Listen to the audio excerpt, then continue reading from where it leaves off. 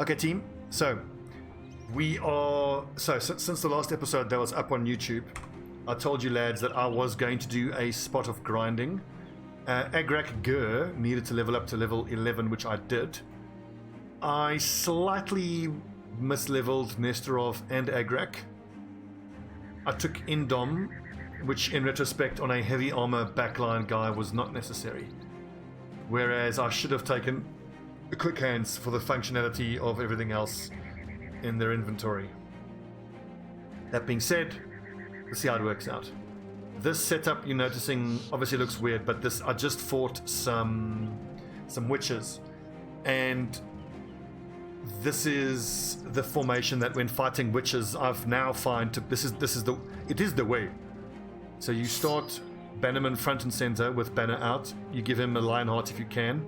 You put two other nerds next to him, just with shields and nothing else. You have someone else on the back line carry a weapon for them. Start the battle like this. Stack everybody on the back line. The witches will try to mind control the three guys in the front. They will either try, they're most likely to try the Bannerman because he's carrying a weapon, but he has 126 resolve, so he almost never gets mind controlled. If they mind control the other two, they don't have weapons, so they can't do any damage. You move the whole formation 1 or 2 squares forward. I think it's only 1.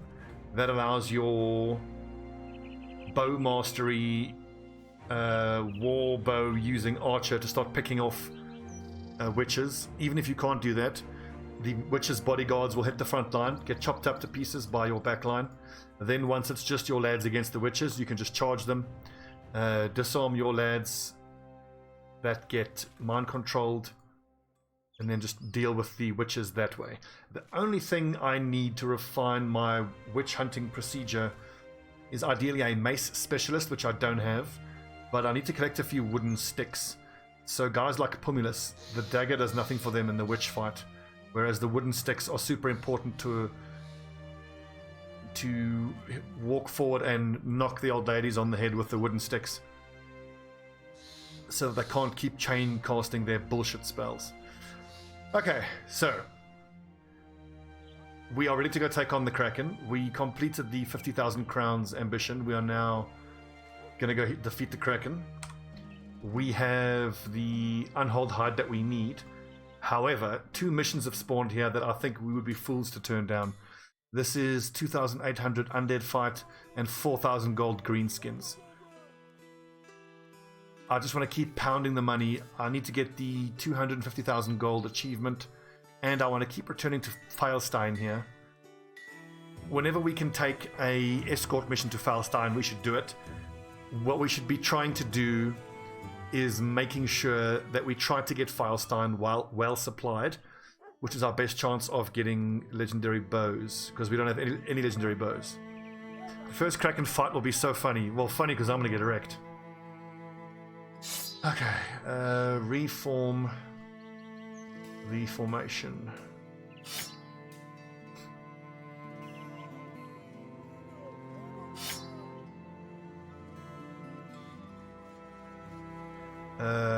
Alstier is the frontline lad. Goliath, Warhammer user. Then we are putting some Great Axe lads. Of the Great Axe boys, who's got the best defense? That would be Hawk. Actually, we did it that way so the axes can swing around. 31, 38. 60 though. He's supposed to be wearing armor with the padding. Where's the other fur coat padding armor?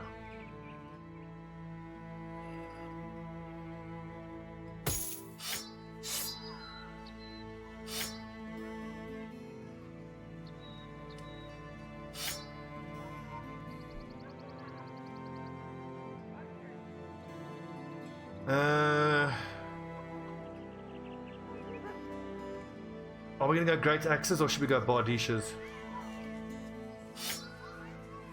Let's go 2 and 2. Bardishas at the back. So I kind of want to go Bardishas on all 4 of the Great Axe lads, but having found Infamous Shieldbreaker, it's such a good axe. Okay, right. This is the no archer approach, which is fine. We got bandages, we have antidote, we have strange mushrooms we don't need too much of.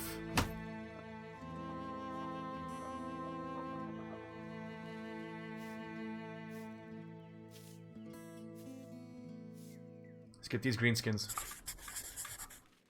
Rolling greenskins around, cutting off.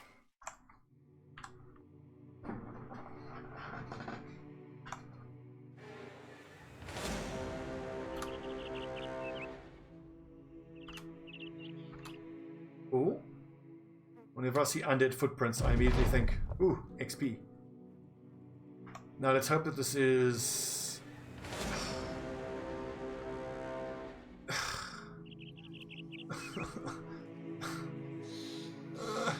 I want the 4,000 gold, but I don't want to fight multiple goblin shaman.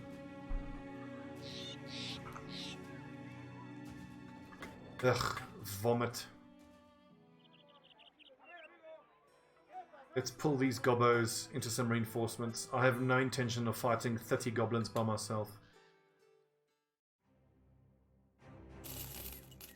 We need to fight these nerds. Ugh. And these guys are from the same clan as well. Really, some wolf riders.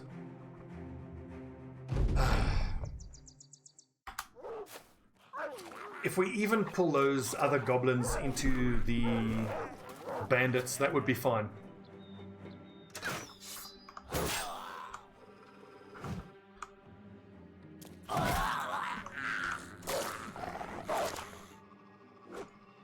Oh my word.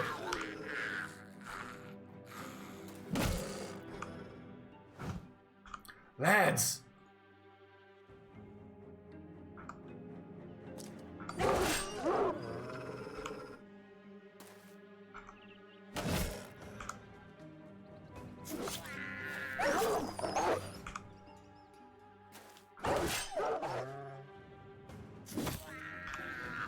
Wolf Riders low.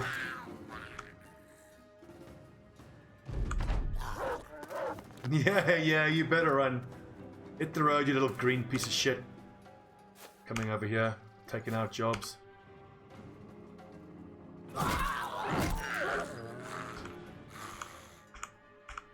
Bloody goblins.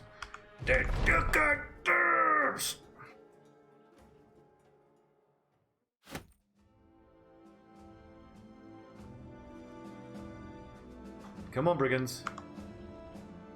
God, those brigands are going to get so utterly... Ooh! This is interesting. So we're about to find out whether the orcs will fight against the goblins. I suspect that they won't. Let's just shamelessly save scum and find out.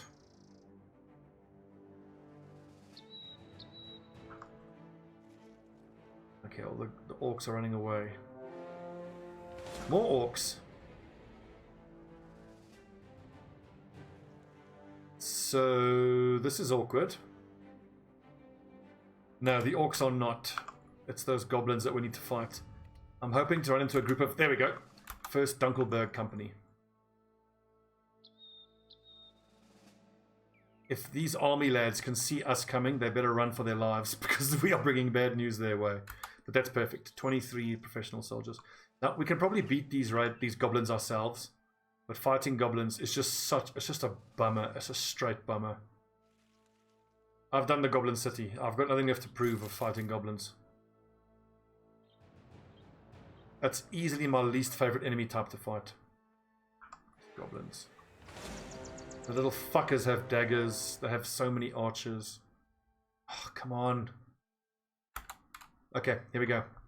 So it is night time. This is going to be interesting. So this will be my first Greenskin, well, goblin fight where I don't take archers in with me. It might actually end up being good for us.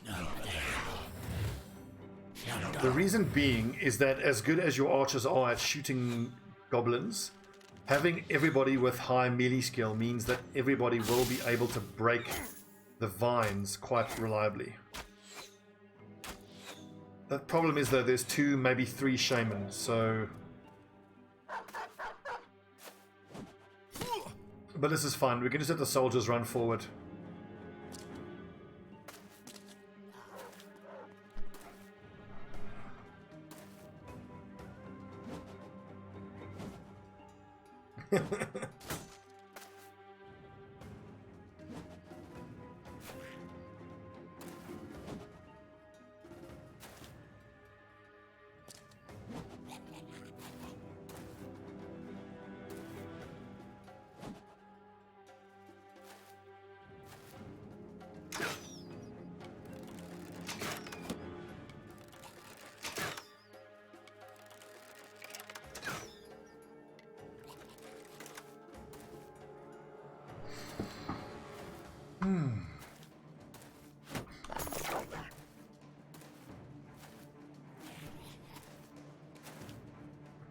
So I tell you what, let's clean up these goblins and then just go straight to the Kraken.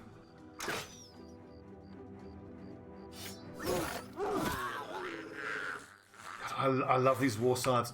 Can anyone explain to me exactly what the F I was thinking when I sold the war scythes I had around day 200? I can't tell you. See, I want to go there, but I don't know what melee weapons these little effers have. Maybe.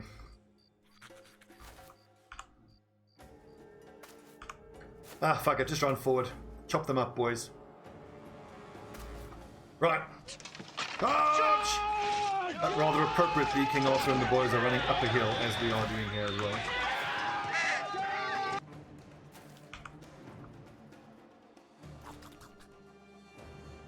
Almost press stop recording. Man, I'm so pleased with where we are getting in terms of the overall campaign with Battle Brothers and with Darkest Dungeon as well. We are not that far away from going on our first raid into the darkest levels, those top level super difficult dungeons. I have no idea what we're in for. I can't wait to find out. I'm sure it's going to be brutal. And the third boss in the Crimson Court we need to fight as well. We've killed the Baron, we've killed the Viscount. Now we need to kill, what's the third one? Baron, Viscount. Whatever the other one is.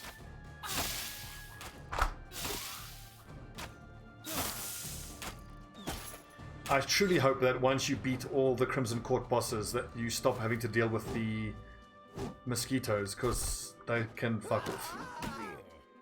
Countess, yes, it is the Countess. Correct.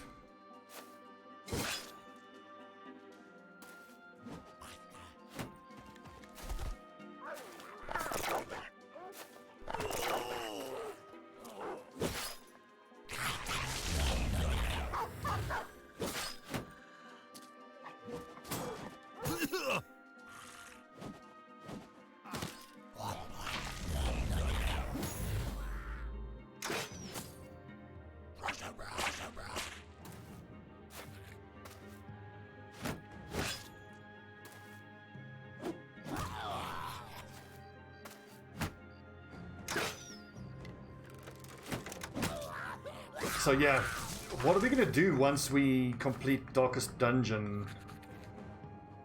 I've been getting messages on the YouTube channel that people want to see more XCOM. And I am thinking of that. But it's either going to be more XCOM or... I really want to try RimWorld or maybe Factorio. The other option is we just do nothing else and we just prepare our minds and our bodies and our souls for Bannerlord.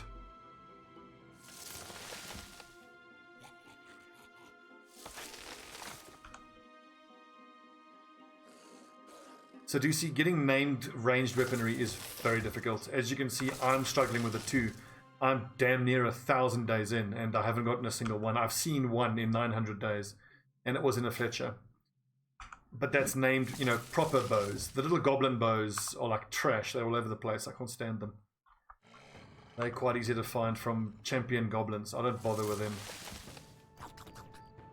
they're not worth using anyway. They're kind of rubbish. Okay.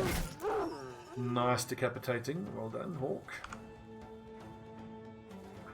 So yeah, I think we just prepare for Bannerlord. But I really want to play some RimWorld. We could do Darkest Dungeon, Color of Madness, and just do a full Darkness run where we only play on Dark the whole time. A no Torches campaign. But I think just having finished the Darkest Dungeon campaign, then I'm going to need to take a Darkest Dungeon break. And besides, the Blazing Deserts DLC is just around the corner.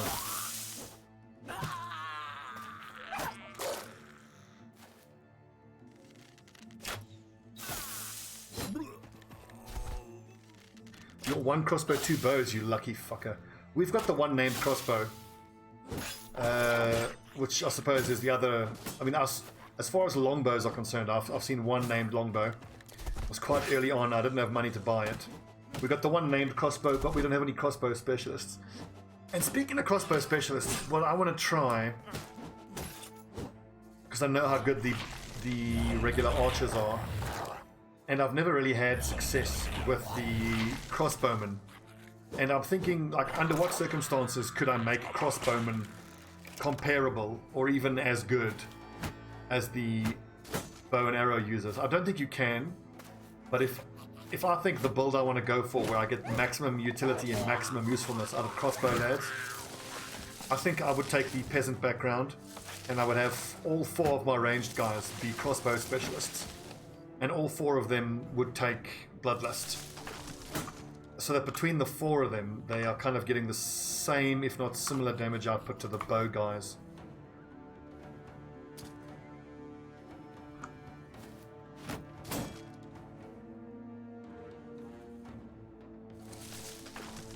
But yeah, I've never really had much success with crossbows. They are easier to hit with, yes. And one thing you shouldn't fail to consider about the crossbows is that over the course of a campaign, they are considerably cheaper to use than bows because they're lighter on ammo. Ooh, Divinity 2. That's an interesting one. I started playing Divinity 2 a little bit, but I just didn't gel with it, which is strange to me because Neverwinter Nights and Baldur's Gate 2 are 2 of my favorite games of all time, so you would think that Divinity would be a natural fit.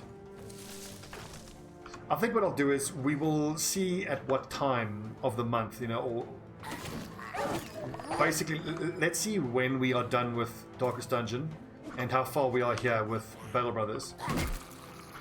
I might decide just to take a bit of an extended holiday, frankly, and just rest up and get raring to go and dying to play games when Bannerlord and Blazing Deserts come out. Things with playing co-op with Divinity, I'd have to find a partner to record with who I have great chemistry and who is a native first language speaker, because most of my viewers, bless you guys, are all Germanic type lads, and you have that wonderful German sense of humor which just doesn't work at all with mine. Oh, bless you lads. We can think about it. But honestly, I think for the benefit of the channel and for myself, let's wrap up the Darkest Dungeon campaign. Let's wrap up this campaign and take a break.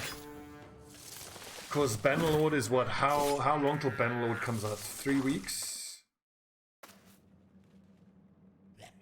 Today is the 9th. Yeah, so 3 weeks Tuesday night, and I've got that whole week off. 3 weeks. Oh, I am so excited. Can't wait.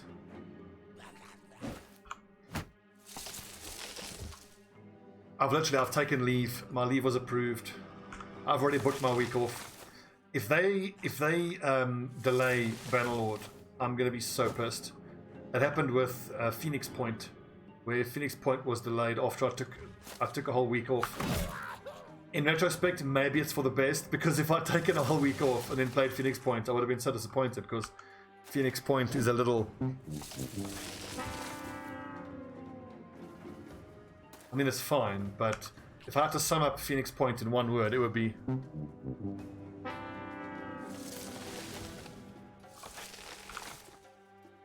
Anyway, the Blood and Titanium DLC is out, so that might be worth checking out, but I don't see how adding a few extra classes is going to fundamentally change the problems that the game has. Ah! 67% chance to hit. God damn it, boys! Right, Agrak, show these veterans how it's done. If you can get into contact, you can't get into contact with anyone. But look, I've said it before, I'll say it again about Phoenix Point. I still think there's a gem there. There is a core of an incredible game. That free aiming mechanic is something special, but there's just not much else to the game. And let's not forget that XCOM 2 wasn't exactly blowing anyone away when it was released. It was. Let's not forget that when XCOM 2 was released, it was a bit of a buggy mess, let's be honest. It took, what, a good 8 months before it started getting really good with the DLCs, and not all the DLCs were great. I mean, what was that stupid pajamas DLC where you have all the most ugly and ridiculous outfits of all time? The Charlie's Angels DLC, what was it called? It sucked.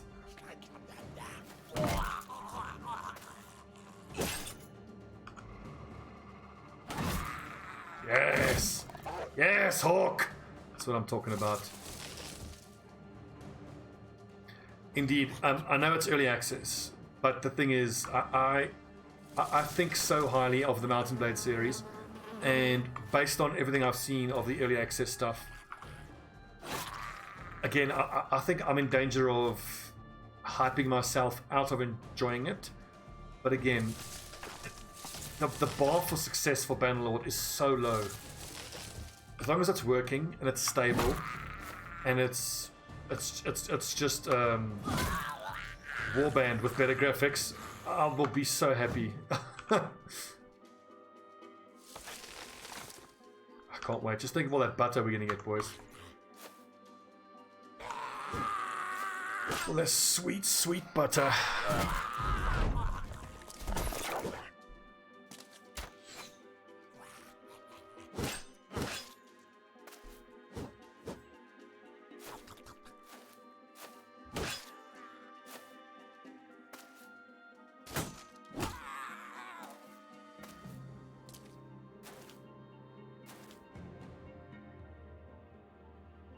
Sorry guys, I'm just texting.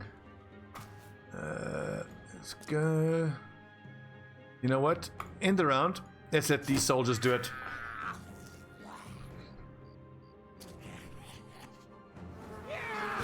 Oh, dude, don't say Paragon. You just are in such a good mood. God. Rest in peace, Paragon. Fuck, I love that game. It was so deeply flawed. I love that game deeply. It was so good. Fucking Fortnite ruins everything.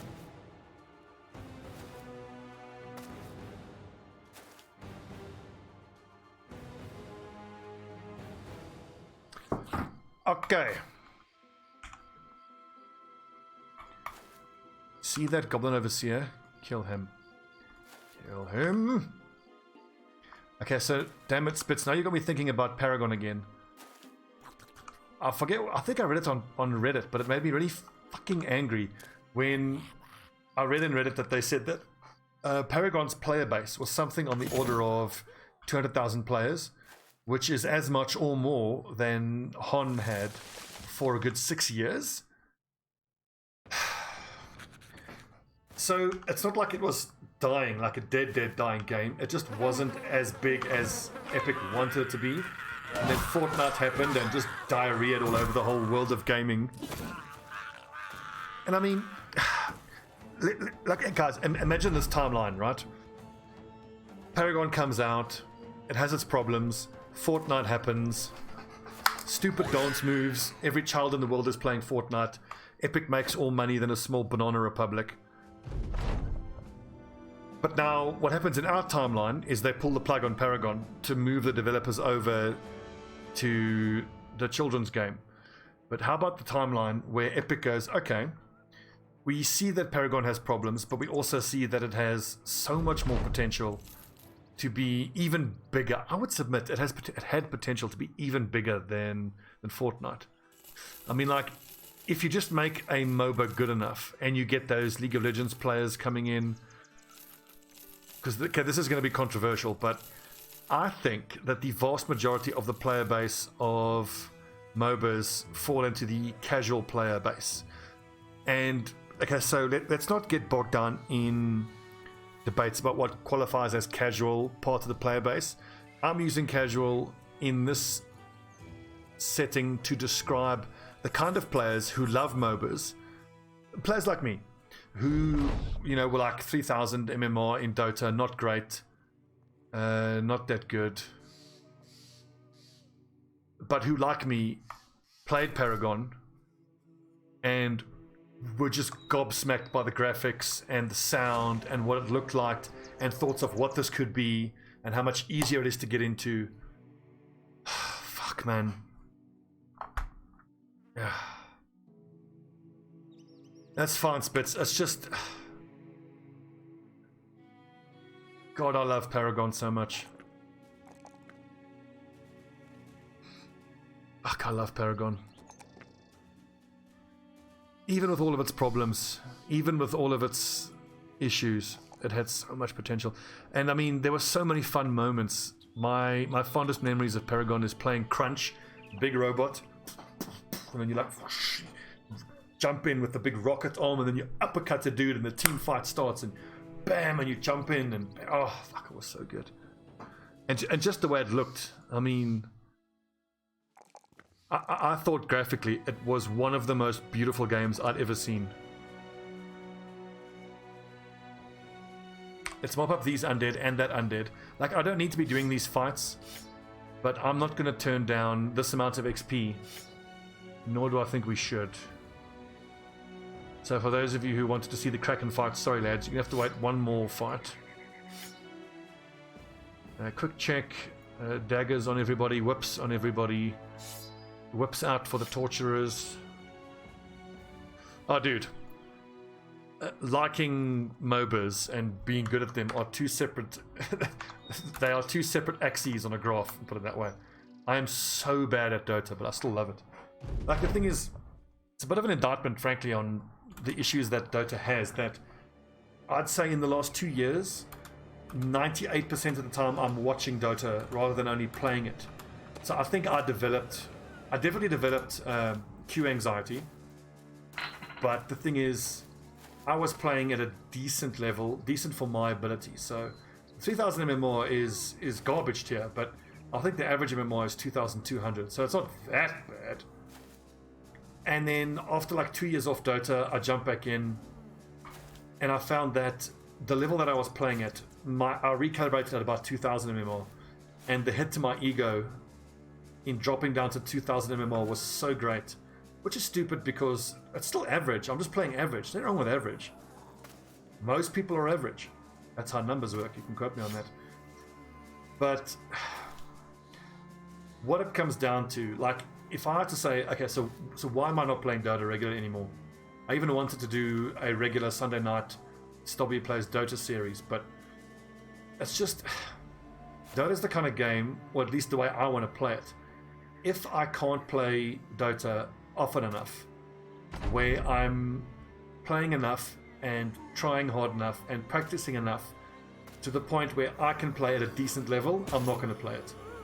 I do not want to play Dota at just a casual level where I'm around 2000 and less MMR, and I know that I should be playing better, but I get frustrated, and I don't know. It's just with work being full-time and all this other stuff happening, I shouldn't have to play a game where I feel like it's a bummer to have to play it.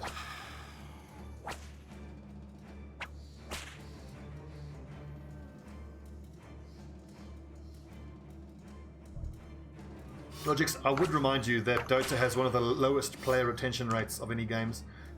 It is utterly brutal to new players, and for all the wrong reasons. the main reason it's so bad to new players is because of the amount of smurfs. Banana Fint with a casual quad kill there, just point that out. The amount of smurfs in Dota is sickening. But the thing is, it makes sense because there's this whole population of players who are good enough to get way above their rank. They sit in like 4,500 to 5,500 MMR. At that point, you're faced with the choice of really committing to the game and getting really good and pushing up into 7, 8, and 9k, you know, higher. But what a lot of people do, understandably, like they're at that level of skill, they're really good. The queue times become super long. They start losing a lot because they start running into guys who really know what they're doing, and they just start smurfing. And then guys like me run into them and just get utterly annihilated by them. It's fun for them because they're owning noobs, but it ruins my play experience and it ruins new player experience. Like, the only people who pick up Dota and start playing it again are the ones who have either someone to play with them and to encourage them through the bad times, or that have the psychological makeup that make them tough enough to know that, hey, look, this is going to suck. For the foreseeable future, this is going to be fucking miserable. But I just got to keep playing and keep learning and getting better. And who's got time for that, you know? So, Sub, if you don't have... See, this is why I also loved Paragon so much, is because, okay, fine, I was a pretty experienced MOBA player, but it was so nice playing a game where it didn't feel like every single other person you were running into was already a god. It's kind of like when I played Tarkov the other day. Now, bear in mind, I'm not an experienced shooter player at all, but the phenomenon of feeling viscerally and, you know, in my face, feeling the difference between myself and the experienced player was just so hard. And it's the same thing with Dota. You know, when someone is better than you in Dota, look, we just played a Blood Bowl. If someone's better than you at Blood Bowl, that's noticeable, and they'll beat you 99 out of 100 times. But if someone is better than you at Dota and you lane against them, they will utterly crush you. And because of how hard, kill them all. Because Dota is so hard and so, like you said, opaque, and so many systems.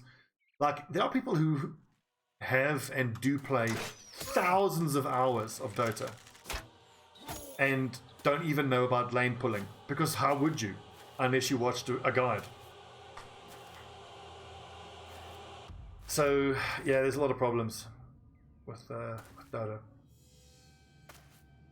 but like having a girlfriend who is off the charts hot but also an insane axe murderer, if you're willing to stick it out, there's some good times to be had. Dota.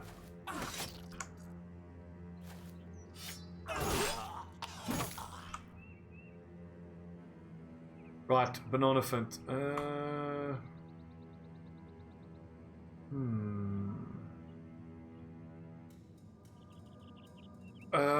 Let's split the... Should I split the lads? So, like, normally what I would do here is fold my boys, the front line around here, and then engage, but there's a master archer that I want to put pressure on. So Banana Fint, Lavitsmere, and Pumulus will head off to that little group. Everyone else will cut through these nabs.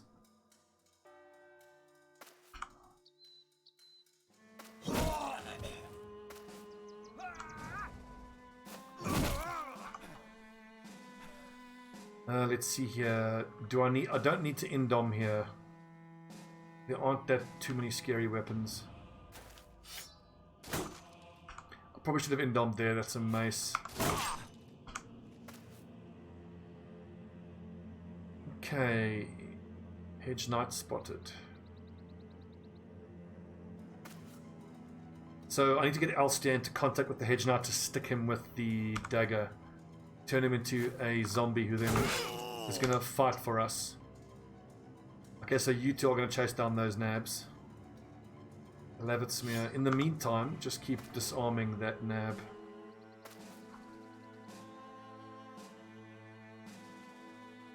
It's not secret at all, Doocy.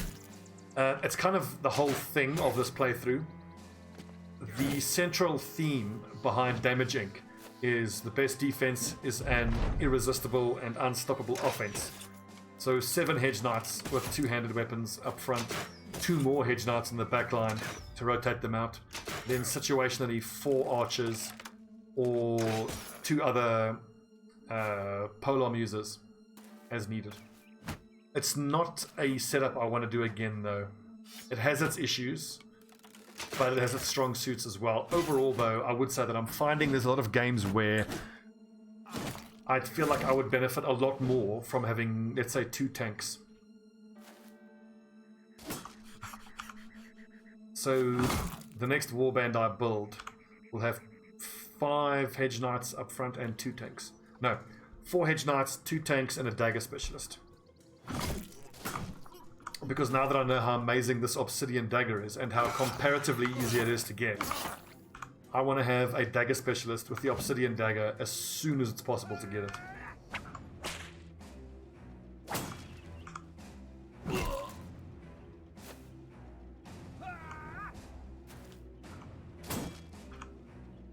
Kill him. No. Right, banana flint. Nice decaffeination there, well done.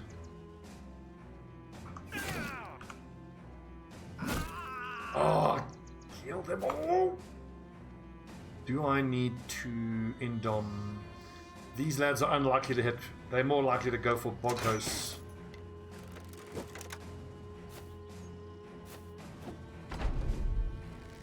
That's actually fine for me. Putting him in melee contact with Pumulus is fine. So... Ow! Okay, Agrak is in trouble. We've got to take care of that. Oh, shit. I mean, technically, Agrak is the lowest level row on our team.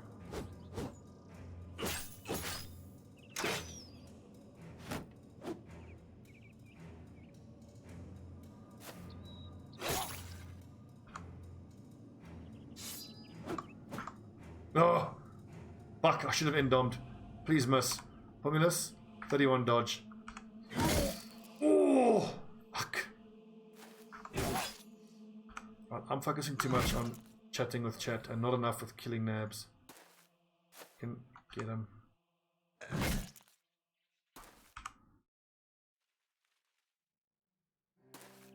Problem is these lads all still have a clear shot at Agrak, so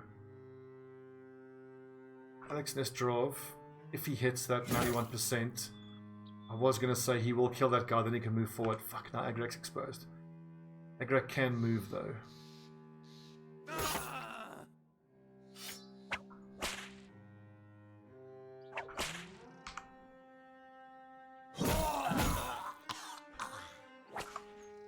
Fuck's sake!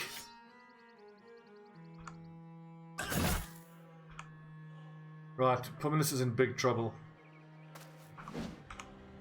I need a solution. Okay. Recover and get over there. Rip Pumulus. It's always Pumulus who dies. Because I misleveled him. We're going to have to redo this fight.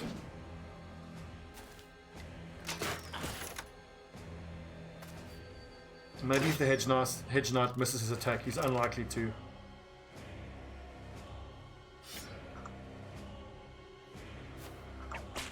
Oh, that's big. That is big. That might have just saved Pumulus.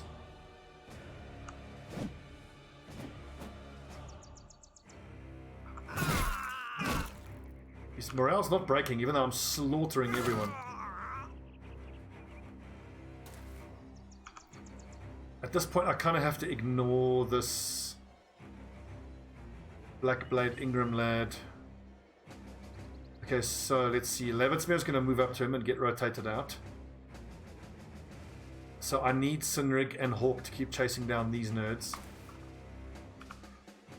Ah, oh, damn, I don't have any dogs.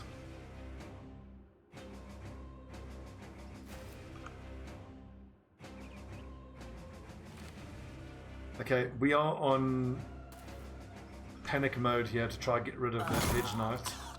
That helps.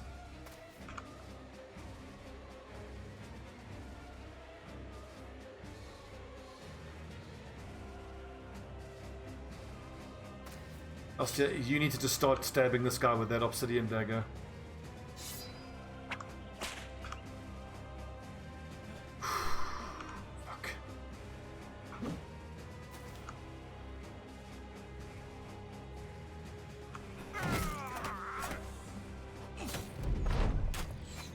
No. Ow! These master archers, dude. The lack of dogs on my frontline boys is costing me here.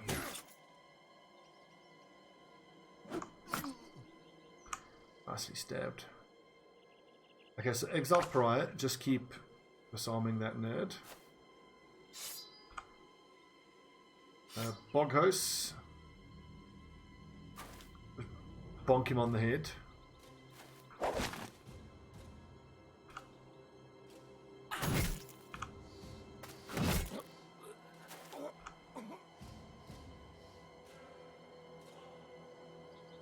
Okay, we need to run at these archers. Goliath.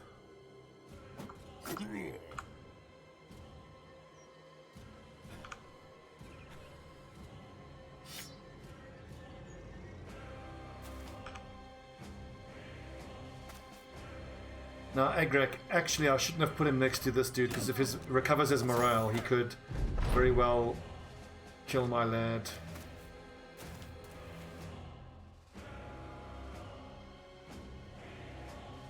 Okay, now unless there's a dagger on the floor here somewhere that I can use. That's it for Nexus. Look at that, so Pomulus not only survives, he didn't even need to run away. Well done.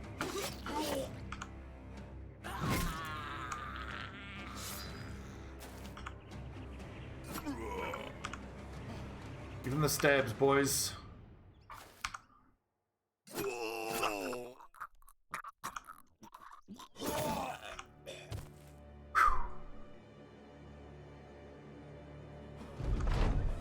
It's funny you say that, because when I fight a noble war, having my lads on the front line is challenging, and I think it depends on how many days in you are. For the most part, I did actually give my guys shields. They would start with shields and the two-handed weapon in the backpack, and then once the back line has managed to actually break the enemy shields, then the frontline guys only are able to go to their two-handers and go to work. What's this? Destroy shot. No, that is goblins. We need to treat all our wounded and then go over to the Kraken.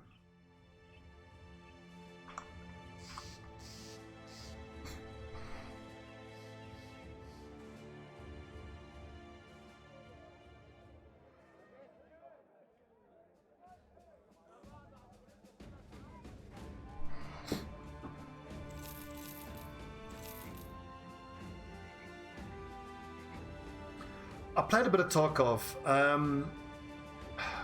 You know what? The reaction I had to Tarkov is very similar to the reaction I'm having with a lot of new games these days. Where, like, I said to myself, this is great, I love it, but it's not a game I can play casually. So I would have to sink X amount of time and skill and practice into it that I'm just not prepared or able to do. Well, I mean, I played a bit of... I mean, I enjoy shooters. I'm just not that great at them. And when I was still in the UK, I could realistically play more shooters. We scored 3 days to the northwest. We'll take that because we need to head northwest. But now that I'm playing from South Africa, it's completely untenable. The only shooter I can play is Overwatch, because I can just play tank, or I can play healer, and then my inability to hit anything because of the 200 milliseconds ping is irrelevant. So I played a bit of Tarkov, and it's so hard, it's so realistic. What happens in most of the fights is that because of my ping disadvantage and being bad to begin with, I get shot and killed before I even see the enemy. So it's super discouraging, and I end up having the discussion with myself, like, it's not a game I can just casually play, so am I prepared to spend the time to learn, to get good enough at it, to get to a point where I can maybe enjoy it? And the answer is no.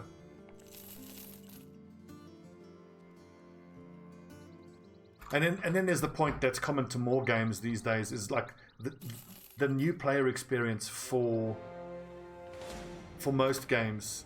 It's just that almost every single person you play against is a no-lifer. Well, it feels that way. So, yeah, sucks. Okay, YouTube folks, take a little break. When we come back, we need to fight our way through this, and then we're going straight to the Kraken. No more Kraken delaying.